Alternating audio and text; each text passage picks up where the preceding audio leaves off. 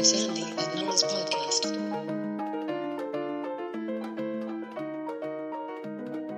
Hey, Nora. Hey, Sandy. How you doing? It's been more of the same this week, so I can guess, but I'll ask anyway. How are you doing?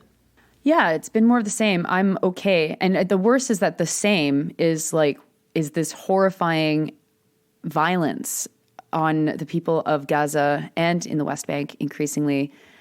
And so it's hard. It's hard to watch this. I'm sure that lots of listeners are feeling similarly.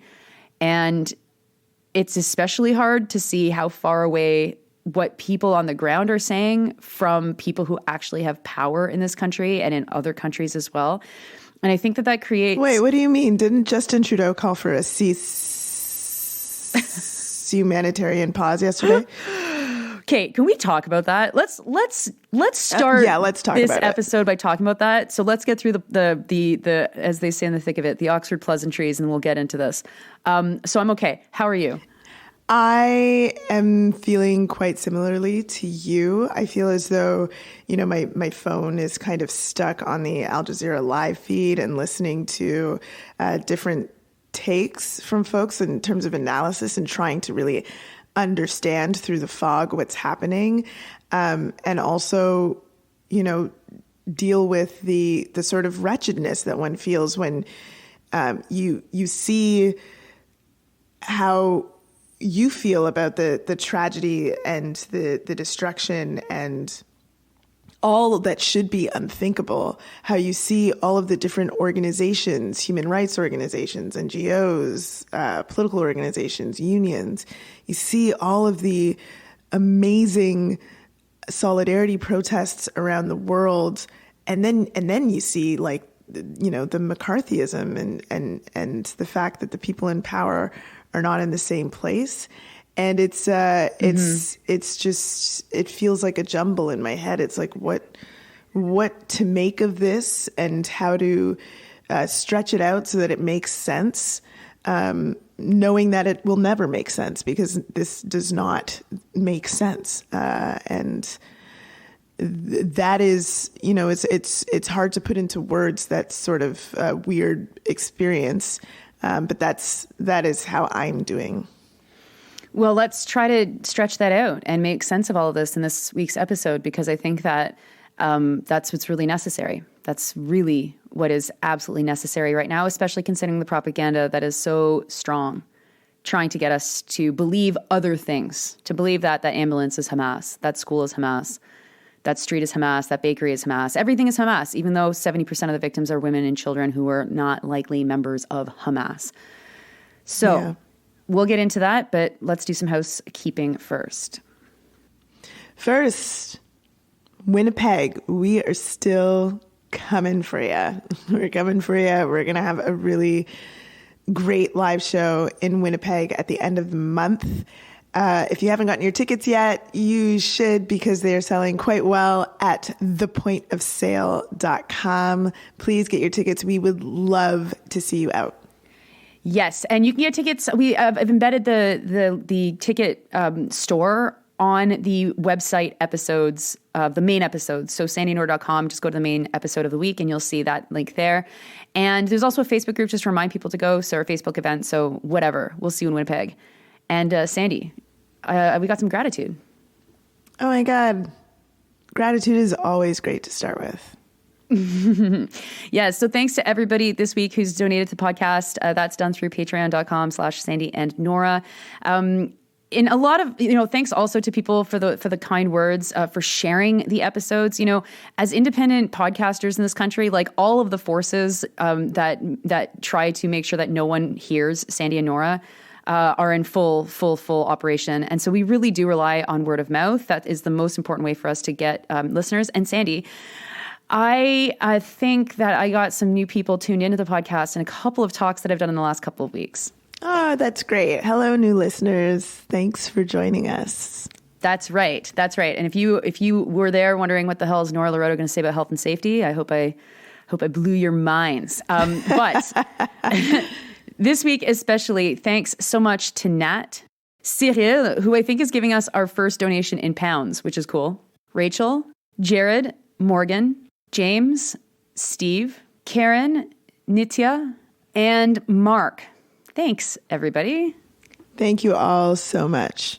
So if you didn't understand the weird way that I said cease humanitarian pause, let me just recount for you that we are recording this on November 5th. And on November 4th, Justin Trudeau is addressing the media at the Canadian Embassy after the inaugural America's Partnership for Economic Prosperity Summit, which was in Washington yesterday. So that would have been November 4th. And in this, televised address, he says that we need to call for a cease, promptly remembers that Canada is beholden to the U.S. government and whatever the United States government position is, and then interrupts himself in the middle of saying ceasefire and then says we need to see a humanitarian pause. And then as he realizes his massive gaffe, he then says, because we need to start seeing the ceasing of... And then he just trips and tumbles over his words like he has the entire time that he's been prime minister. And I'm glad this is finally being noticed. Oh my God. You know what is so fascinating to me is that we got a prime minister that slips up and says the word cease and knows that he's not allowed to say ceasefire, though probably wants to. I think that actually any reasonable person wants to call for a ceasefire. People that are not calling for ceasefires have other things going on for why they're not calling for them. Yeah, sorry, what the fuck is a humanitarian pause? Like, what? Isn't that the same thing as ceasing the fire? If you are pausing what is the issue with saying the word? It's like, in fact, that is the simple position. And it's not a real position. It's like, it doesn't solve anything. Like, this is not an amazing position to take or anything, or super radical. Like, they're not talking about an end to the siege or, my God, an end to the occupation, or like a solving of the issue from where it originates. Like a ceasefire. No, we cannot say ceasefire. We must say humanitarian pause. Like, what is the fucking difference? Yeah, and I was just the relationship of that to like someone like Pierre Poilievre who accidentally says the N-word and is like, whoa, just nothing just happened right that minute. I'm going to continue walking on by. It's just like so illuminative of both of their politics. Like in very different ways. I was like, wow, that is so fascinating. And then I'm like, I wonder what Jagmeet Singh is like trying to not say. And I didn't really come up with anything. I don't know. I think it might be like hit Rolex or something, Anyway, so why can't we say ceasefire? But that we would be having these sort of rhetorical arguments in the face of all of the just inhumane treatment that people are experiencing right now. The 3 refugee camps that have been bombed in the last week, the hospitals, the ambulances, the women who are undergoing C-sections without any painkillers. Like, there's just so much horrific, unimaginable stuff going on. And to have these sort of like, well, our biggest issue is like the rhetorical way in which we refer to what should happen next is just absolutely repugnant and just so shows how morally bankrupt our governing systems must be in order to allow that. Yeah, 100%. So here we have the federal government and pretty much every province refusing to agree to a ceasefire. And a lot of places, there's been motions served by either the NDP or Quebec Solidaire. Interestingly, though, where the NDP really counts, which is where they're in power in British Columbia, they also don't yet support a ceasefire, or perhaps don't at all support a ceasefire. So we see this as a proxy for how power gets maintained in this country on something, as you say, that is so not radical and that is so absolutely necessary. When you've got one side bombing the fuck out of another side, the most obvious call is a ceasefire. Though when we think back to Russia and Ukraine, there was not really a call for Russia to stop bombing either. And that was done so that we would support fighting Russia's invasion with Ukraine fighting back, rather than, the world calling on Russia to cease its fire. Though there were sanctions and there were other penalties put on Russia to try and stop them from their war on Ukraine. Not so in Israel. Not so in Israel. So the distance between where people are at and where our leadership is, I think that this is the most confounding thing right now. And Sandy, I'm sure you saw yesterday, it was billed as 100,000 Canadians out for Palestine. I think it probably was 100,000 people, if not slightly higher. Huge rallies all across Canada, and lots of beautiful solidarity, lots of speeches, lots of Gazans given the microphone to talk about what they're experiencing. Certainly in Quebec City, there was 2 folks from Gaza, one who was here on sabbatical and can't go back, and his family is obviously under attack. Another who said that he's lost 90 members of his family. He's a young person, a young man from Ottawa who was in Quebec City for work and, was able to speak at our rally. And I'm sure that kind of thing is replicated all across Canada in the marches and in the protests. And how does it get remixed by people who want us to believe that Israel is the victim in all of this? It gets remixed as these are hateful marches, these are violent marches, these are marches that support Hamas, these are marches that are full of people who are barbaric, right? I saw all of these comments yesterday online talking about these marches. And I think that that's an interesting indication of how scared folks in the status quo or folks in power really are about the power of the people to force our governments to change on this. Because at this point, Justin Trudeau very, very may well lose his government over this, which is got to be on the front of his mind, obviously. Man, that guy's just between a pile of shit and a pile of shit, right? Being electrocuted by the United States or being electrocuted by the electorate is woo. Okay, good luck, buddy. Yeah, well, I think the one thing about that weird statement that he made that we can say following yesterday's amazing protests, not only in Canada, but around the world, is that it is getting to him. It is getting to these leaders. It is having an impact in some way. And I bet you that there's some serious arguments happening up at the top as people realize that they are going to be unseated as a result of how they are responding or not responding politically to this. And I mean, the protests are in the face of, yes, people calling this outrageously, calling these rallies, as you say, outrageously, in support of hate, which, it's not going to work. That tactic for those who are engaging in this type of propaganda, that has roundly failed. Look at all over the world. We understand that when we are criticizing the actions of a government, of a governmental regime, of a wartime governmental regime, we're not talking about the identity of anybody. Everybody knows this. People can see through that argument. It's not going to work. And it's also incredible, given the McCarthyist type of sanctions that people are experiencing as they voice their feelings, their opposition to genocide. People are losing their jobs. People are resigning from positions after being told that they can't say something or they need to walk something back. It's the McCarthyism that people are the McCarthyist campaign that is being engaged here is kind of unbelievable. I would love to I don't know, have we experienced anything like this since the McCarthyist era? I'm not sure.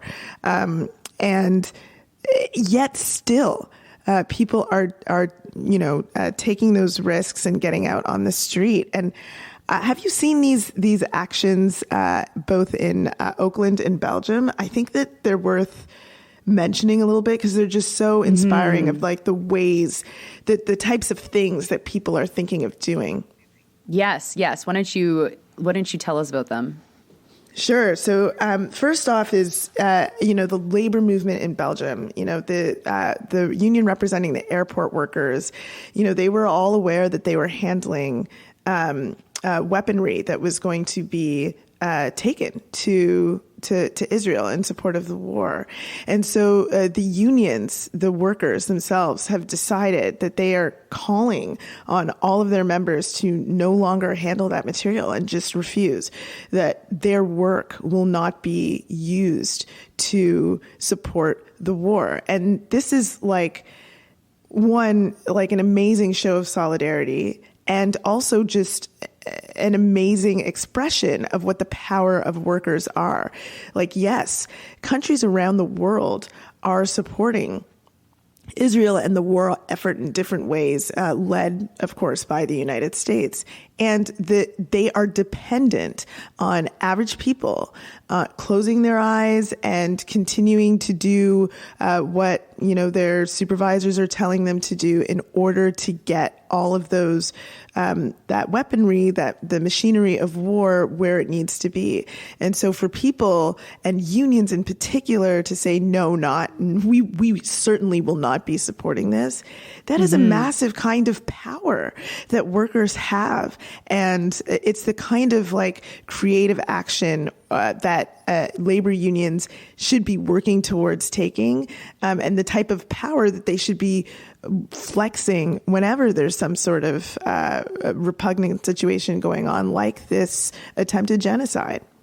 Yeah. And, last week we recorded on the weekend, and Monday morning, there was about 100 people who tried to shut down the Incas weapons manufacturer in northern Toronto. And this is a Canadian Israeli company that is providing and manufacturing weapons for Israel.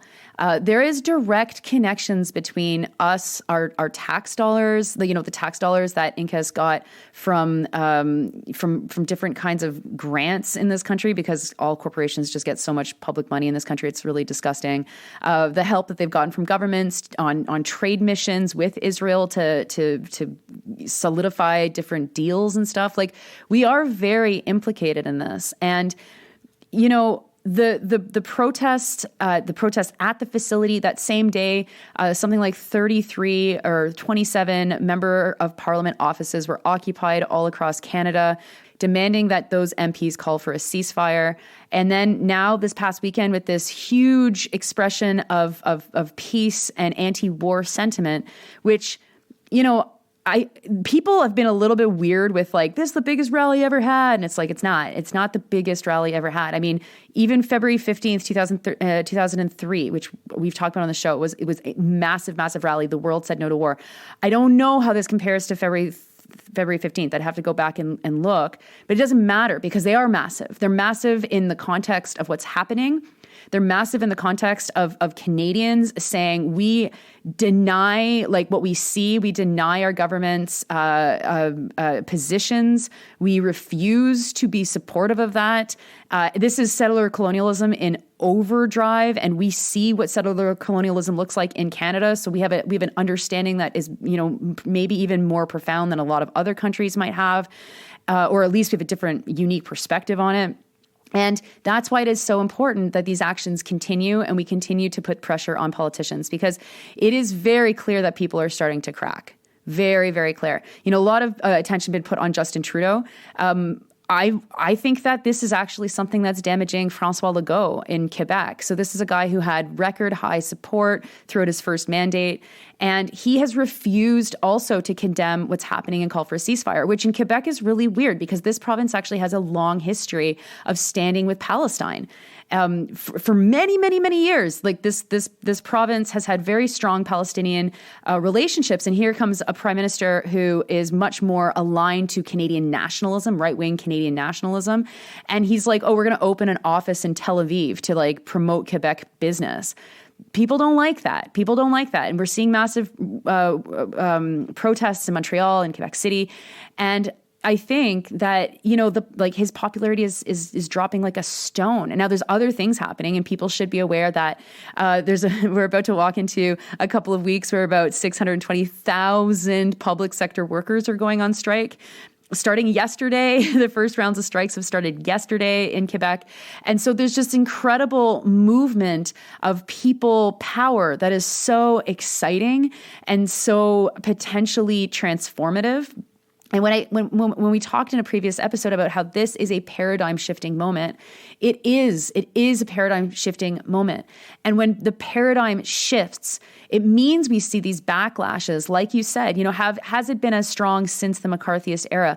I think a lot about the post September 11th period, where people actually didn't have the confidence and courage to say what they were saying privately. A couple of people did. One name that comes to mind is Nora Tabani, who had been the head of the National Action Committee on the Status of Women Canada.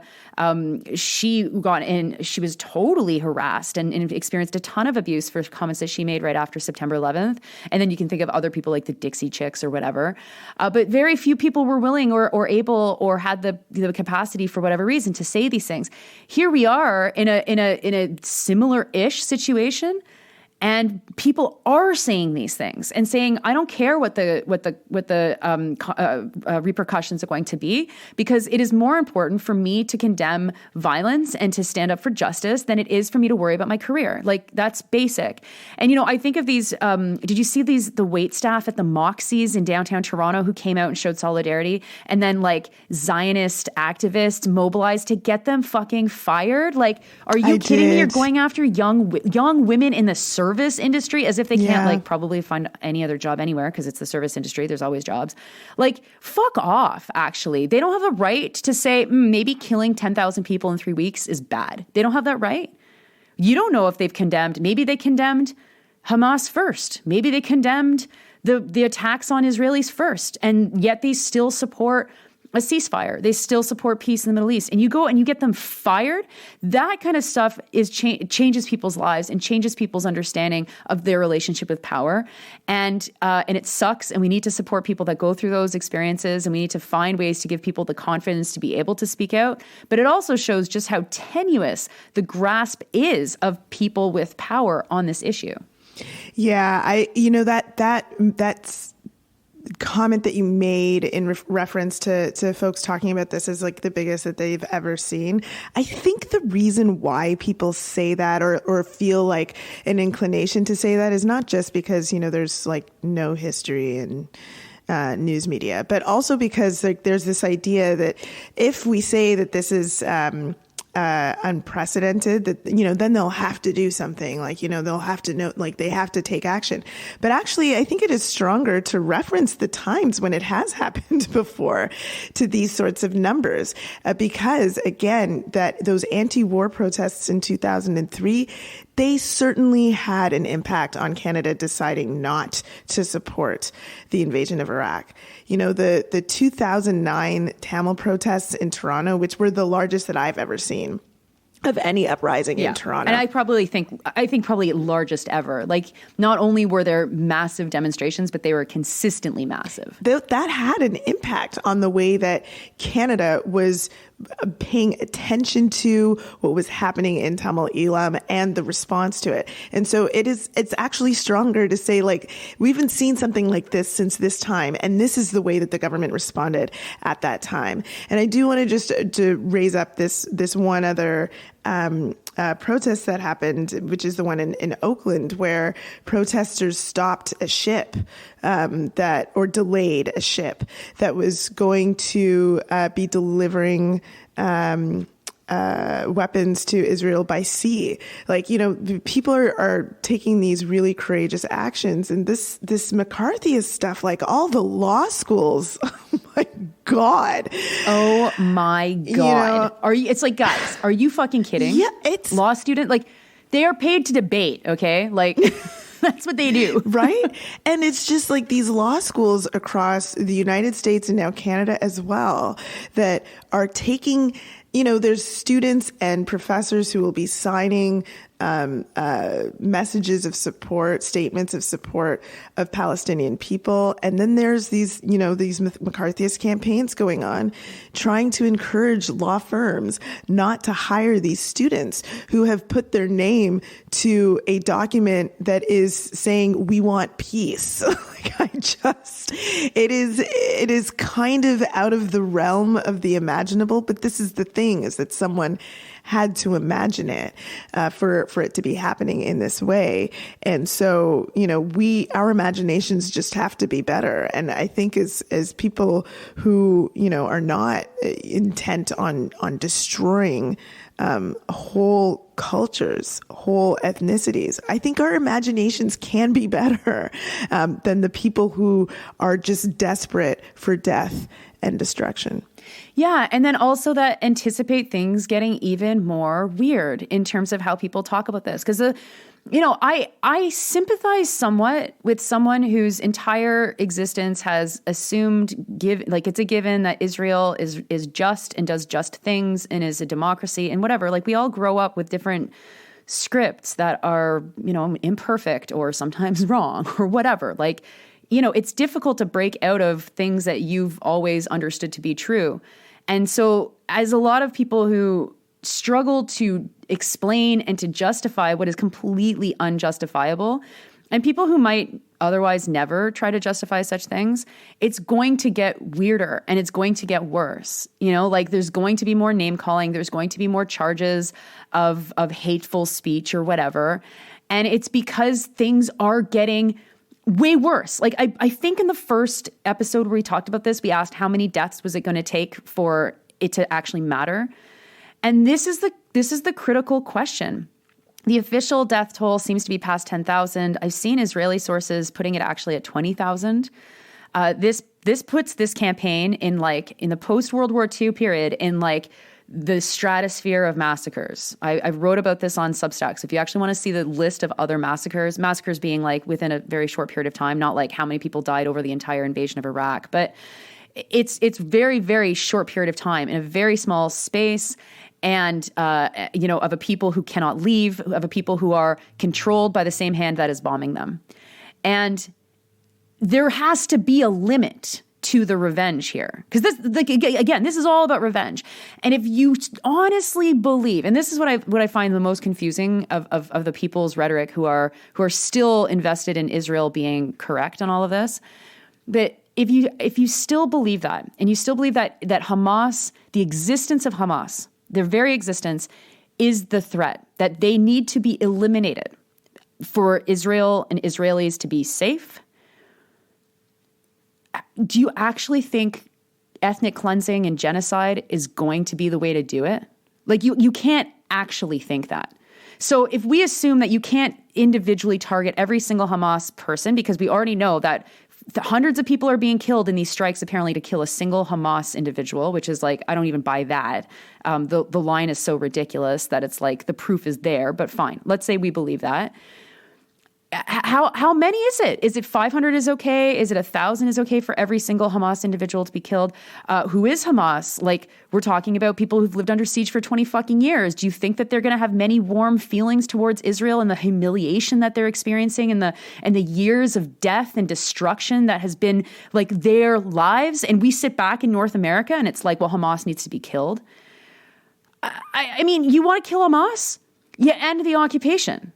You end the siege. You give people what they need. You allow people freedom. You allow people the freedom to travel, to see their relatives in other countries. You allow people to sail and to have commerce. That's how you, quote unquote, end Hamas. It's obvious. You don't do it through violence. You do it through nonviolence. You do it through giving people their freedom. And this is what is so absolutely bonkers to me, to see people who are thinking people who have become, known or personalities, or maybe they're the son of former Prime Minister fucking Brian Mulroney. And it's are you kidding me? You honestly think, where in the history of the world has ethnic cleansing made something safer? That is literally the logic that is being fucking put forward here. And I cannot countenance that. That doesn't make any sense. That doesn't make any sense by any measure of any kind of logic anywhere. And yet we are being told to countenance that. Yeah, I mean, we've seen this movie before. We do know what happens next, right? Like, there is going to be, after this campaign is over, a reckoning, some sort of investigation, some reports put out. Man, we didn't know it was so bad. We didn't know it that was that bad. And then there will be apologies potentially and some commitments to never do this again. And next time we are sure that the responsibility to act that is supposed to be one of the tenets of international cooperation when there is a genocide, next time we'll get it right. We'll see it properly and we'll do the right thing. Like that's what happens next. And I don't want that outcome. I know that many people around the world don't want that outcome because that's what we're seeing in the streets. I mean, the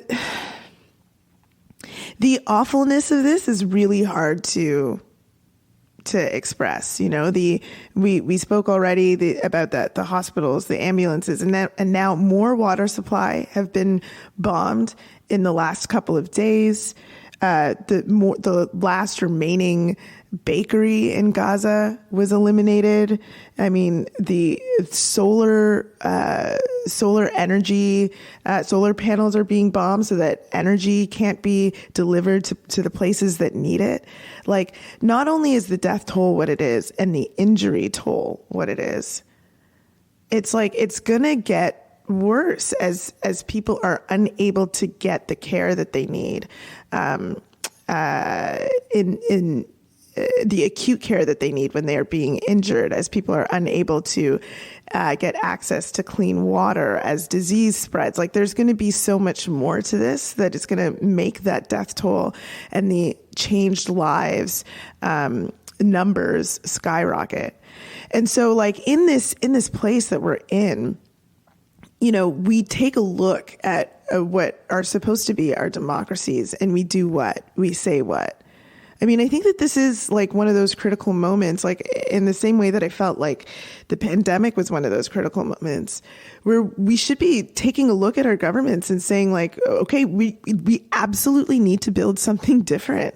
Like we absolutely, like there is the government, everything that's in power in our world, like works because of like a tenuous consensus that we adhere to, that we are like, yeah, we're allowing this to continue. And when we don't, when we all exit the parties, when we create new institutions, when we decide that no, we will no longer agree to this and we are going to create something new, that is like the critical moment where power is able to shift. And when you see all of the power on the ground around the world, that is an opportunity to demand something different and to create something different. Yes. Yeah. And you know what? One thing that happened in Quebec City on the lines of creating something different, and I just feel so honored to know all of these folks doing this, is that Sunday night, there was a prayer service called specifically for Christians and Jews and Muslims to come together and pray at the Cathedral of Holy Trinity, which is an Anglican cathedral. They spearheaded it. The Catholics will be there. Folks from the synagogue will be there. Folks from a couple of the mosques will be there. And there's no speeches, obviously. I mean, having speeches would probably be very difficult, but everybody is there to collectively pray for peace in the Middle East. And for me, that's a real creative, different kind of action to create relationships with people that are absolutely so critical to reach across and to find out what is driving this. You know, is it pure capitalism? Let's talk about capitalism, profits, the pursuit of profits. Is it settler colonialism? Let's talk about that. Is it the very big fear in a lot of Jewish communities that the Holocaust will happen again and that Israel was supposed to be and is supposed to be the safe haven for Jews to avoid ever experiencing what they experienced ever again? And talking about this and talking through these things is so critical. It has to happen in real life. It cannot happen online. And it also means bringing people together who who might not necessarily yet know each other. Now, the reason why that's happening in Quebec City is because in the aftermath of the shooting attack at the mosque here, which was an Islamophobic attack, which was made possible because of the racist and dehumanizing language around Muslims that is so prevalent in Canada, that is rising thanks to the way that people are talking about Hamas and Palestinians. But the relationships built in the aftermath of that horrible event have allowed people to have the trust and the friendships to be able to say, come together. It's a safe place to pray together, and we're going to have this vigil. And so that is something that people listening, like maybe you're in a situation where you also could do something similar. Maybe there are these creative actions that we do at the same time as the standard actions that we have to do, the demonstrations, the protests, the occupations. And I have a lot of hope for that. And I think that, as destructive and as horrible as everything is, we have to always have hope. Like this can't be nihilistic. We can't just be like, this is so horrible and it's going to be horrible and everyone's going to die. We have to have hope because people are alive and people will be alive. People will survive this. And every day that we build this even bigger is another potential day that we can stop this from happening in the future. So building those connections, I think, is really important. Yeah. And I mean, not having hope is failing the Palestinian people. Like that is us actively failing the Palestinian people. And so there has to be a level of optimism that we are engaged in. Like this idea that we will do whatever we can to win. Now, I know that some of our listeners have had, going to these rallies, attending these protests, have had some questions for us, Nora. And I think that there's some particular questions that came in that we wanted to address. Yes. So got a thing from a listener, got a question from a listener who was at a solidarity rally for Palestine this past weekend and noticed that side by side with them were people who have been protesting against the trans rights issue. And they're trying to sort through that. They're trying to sort through how then do we talk or build or discuss one issue where we're on the same side, where other issues we might find ourselves on different sides. And I think that is a really important thing for activists to consider, especially activists who are white and who may not have any connection with Muslim communities where they live. Sandy, do you want to take this first crack, or would you like me to? Why don't you take a first crack? I have a thought as to what to do, and I'm curious about what your first crack would be. Sure, perfect. So the most important thing when building solidarity is building solidarity all the time. And when you're in a crisis situation, certain kinds of solidarities emerge that are, more or less convenient, right? I don't mean convenient I'll explain what I mean. Hopefully you'll understand. We are opposed to mass slaughter. Okay, so that's convenient because we all oppose mass slaughter. We're all on the same side.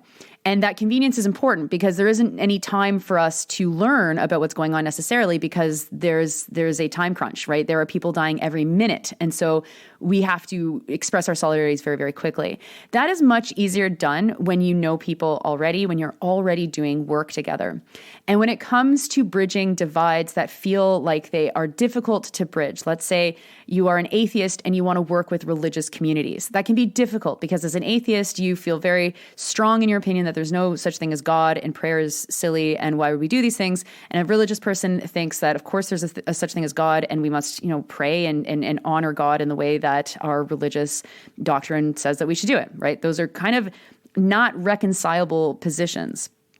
But I promise you, if you find yourself in a solidarity relationship with someone who feels like you have different irreconcilable issues, the friendships that you build, the relationships that you build through doing whatever kind of solidarity work that you might have goes so far to then have conversations on issues that might seem more irreconcilable.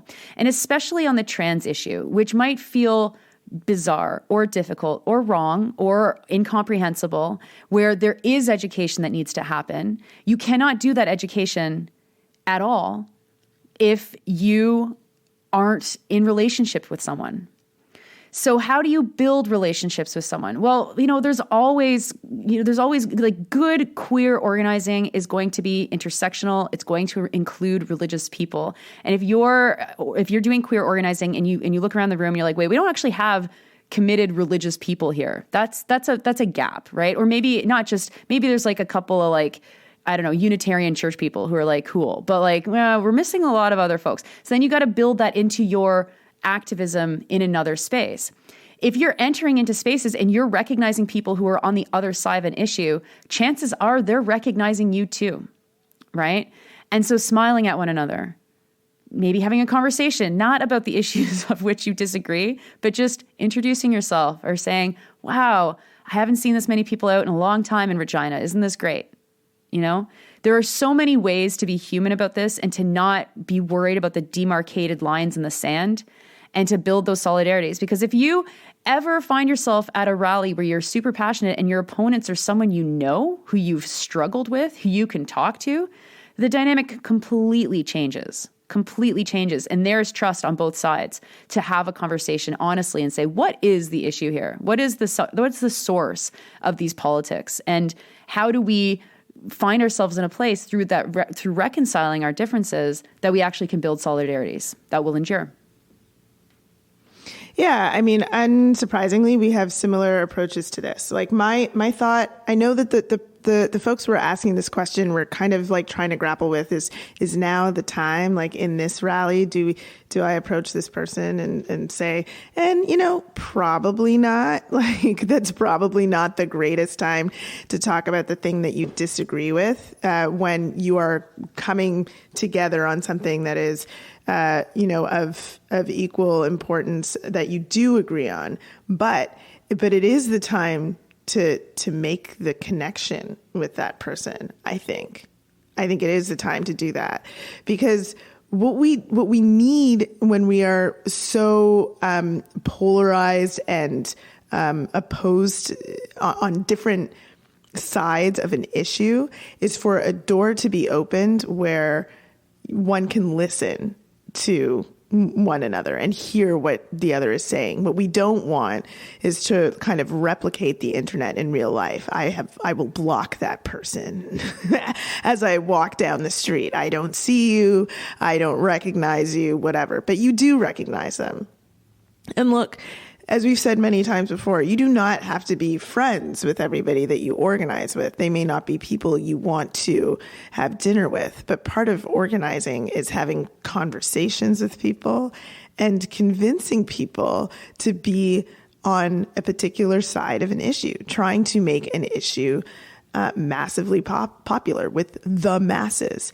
And that means having conversations with people that you probably would not hang out with, maybe you would hang out with them. I don't know. Maybe when you have a conversation with them, you discover that, oh, this is an education issue, and you become acquainted in a way that you weren't expecting after education is done and minds are changed. But my approach would probably be to, say something like, fancy seeing you here. see if there was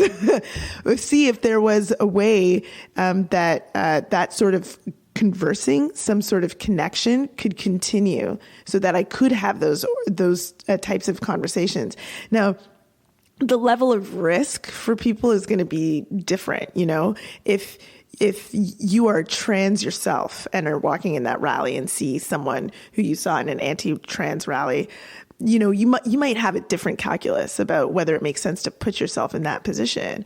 But for me, like someone who is not trans, I would put myself in that position because the risk is lower for me, personal risk. And I can say like, hey, fancy seeing you here, strike up a conversation and perhaps see you at the next rally, or what are you doing afterwards, or whatever, and have the type of conversation that needs to be had in an attempt to say, like, if you can show solidarity here, like, can you see the linkages between this struggle and the next struggle? Mm-hmm. Totally. And I mean, we've also lost a lot of institutional knowledge. There many years ago, and I don't know if they're still organizing, but one of the most powerful groups on campuses was Queers Against Israeli Apartheid, or QAIA. That would be another group that might be able to have these kinds of conversations specifically so people can strategize within QAIA and talk about, especially because of Israel's pinkwashing, right? I mean, there are connections. You're not going to lead this with someone who might have been on the other side of a trans rally. But organizing against the pinkwashing of Israel is really, really important. And finding solidarities to build between and among people who are queer and who are against Israeli apartheid, I mean, that's great. Those are really important groups that could be easily restarted, because all the folks who organized around QAIA a decade or 2 decades ago, they're all still around. And if you don't know what's going on, I mean, Google it. Google Queers Against Israeli Apartheid and see if there's been any action recently, or find out who a local organizer was in 2010 and reach out to them. Do that kind of work, because those are spaces where you can strategize about these things. And your presence is important, right? Like, it's one thing to have no idea like who a trans person is because you've never met them, but it's a whole other thing if you've been marching together for 6 months. God willing, it's not going to be 6 months. But if you've been marching together for a long time, and all of a sudden it's like, oh, that person's trans. Oh, I didn't know. Or, oh, I know that person. It all of a sudden becomes completely different than what Scott Moe is telling you about these issues, or whatever, Daniel Smith or whatever, right? So yeah, solidarity building, always important. And that's all we've got, really. Yeah, and I think, I mean, like the maybe the reason that this isn't, like something that is immediately the option that comes into your mind when you're thinking about this is because generally in society we've become like super, super conflict avoidant.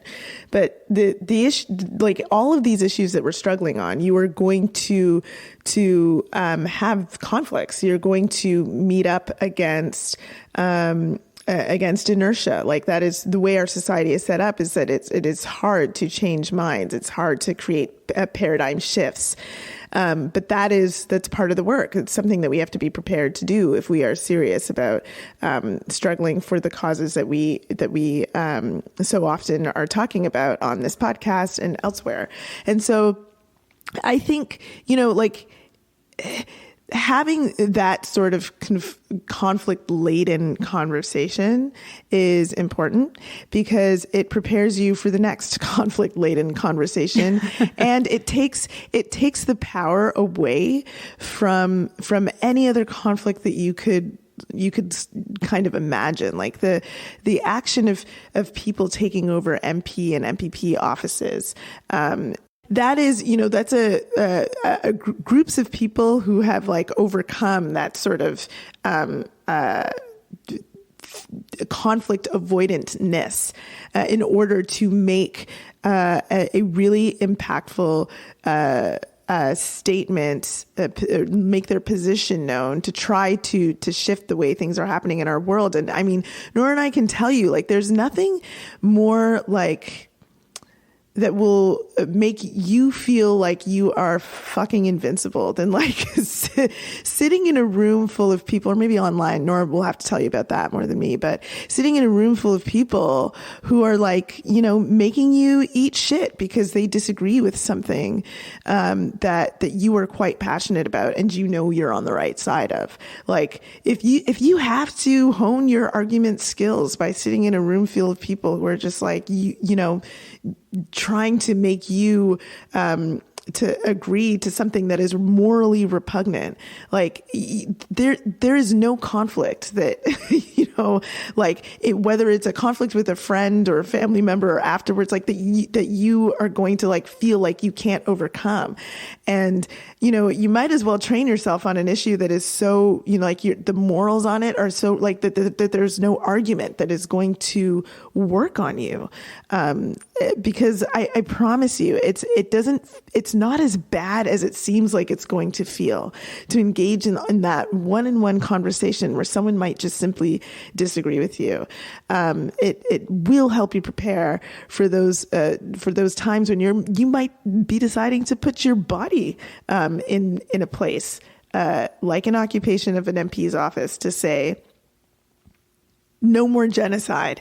And to have somebody say, well, but don't you think, no. It will put you in that place. It will give you the experience that you need in order to not be that conflict avoidant and to address the issue head on.